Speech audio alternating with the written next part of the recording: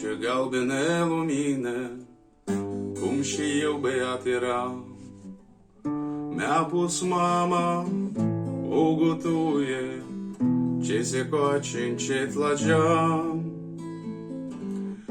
Aș mușca-o, dar mă doare, mă cuprinde un fel de jin. Și acum că trece anul, parcă o simt îmbătrânind. Galbene gutuie,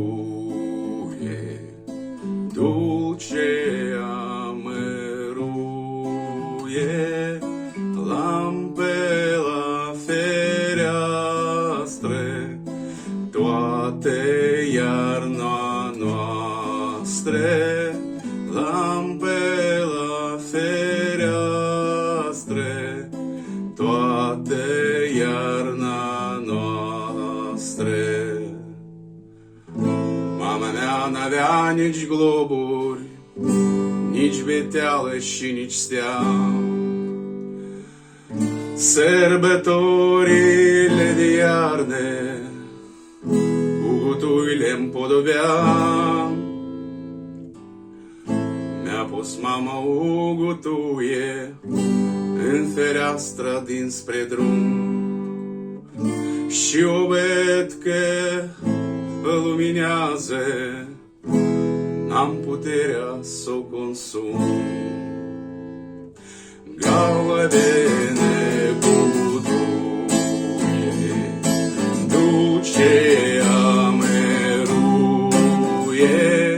lampe la fereastre, toate iarna noastre, lampe la fereastre, toate iarna noastre.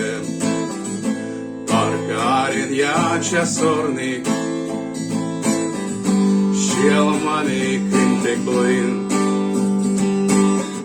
luminează și se stinge o gutuie pe pământ.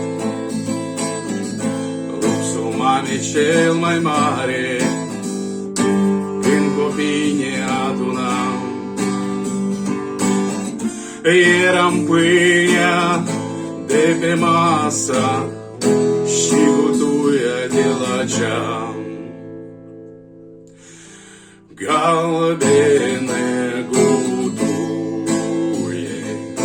dulce amăruie,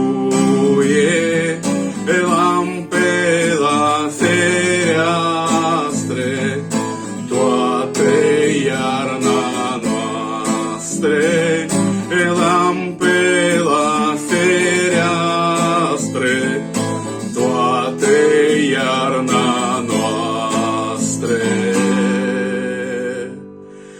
Galbene gutuie, dulce amăruie,